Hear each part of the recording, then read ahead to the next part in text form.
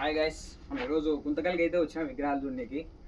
ఒక్కొక్క విగ్రహం చూస్తుంటే కళ్ళు మురిసిపోతున్నాయి అనుకుంటా, కానీ ఏం లేదు. కొన్ని పాత మోడల్స్ ఉన్నాయి, కొన్ని కొత్త మోడల్స్ ఉన్నాయి. కొత్త మోడల్స్ అన్ని చోట్ల ఉన్నాయి, ప్రతి చోట. కానీ రేట్లే కొంచెం చూసుకొని మీరు మాట్లాడుకొని తీసుకొని పోవాలా. కొన్ని విగ్రహాలు ఉన్నాయి, మీకు అయితే చూపిస్తాను, రండి నాతో పాటు.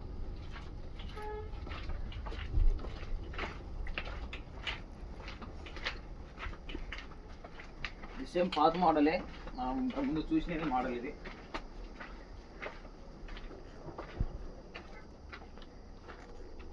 ఇవి కూడా కొంచెం పాత మోడలే, కానీ కొంచెం ట్రెండీగా ఉంటాయి. బాగా లావు సైజు కానీ హైట్ కానీ సరిపోతుంది, బాగా మంచిగా బ్రహ్మాండం ఉంటుంది సెట్లో.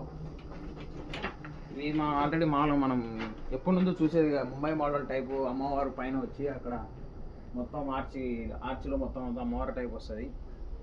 వినాయకుడికి బాగుంటుంది. ఒక 10 feet అయితే ఉంటుంది. వాళ్ళు షాపులు చెప్పినది నమ్మాకరి ఎప్పటికైనా కానీ.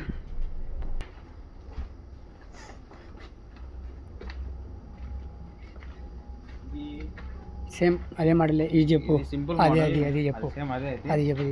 ఇది కొంచెం చూసేకి బాగుంది. వినాయకుడు కొంచెం దగ్గరకు వచ్చి చూస్తే చాలా మనకు మురుగన్ మాదిరి కనిపిస్తాడు.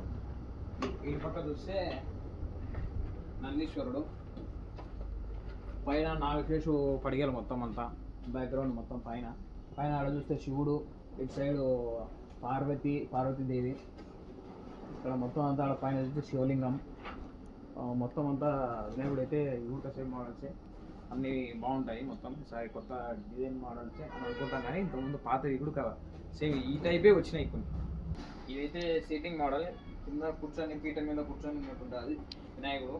ఇది పైన మామూలు మనకి దాదాపు ఒక 9 feet అయితే ఉంటుంది విగ్రహం. సింపుల్గా బాగా చూడడానికి, సింపుల్గా బొజ్జగనిపోయే మాదిరి బాగా.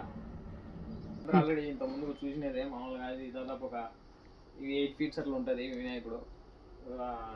రాముడి మోడల్ ఇక్కడ ఇది వస్తుంది, ధనుసు వస్తుంది. పైన బాణాల వల్ల మొత్తం మామూలుగా మనం చూసినదే మోడల్. అది టైప్ ముంబై మోడల్ టైప్ ఉంటుంది. ముంబై మోడల్ టైప్ కాదు, ఇది సపరేట్. అది రాముడు టైప్.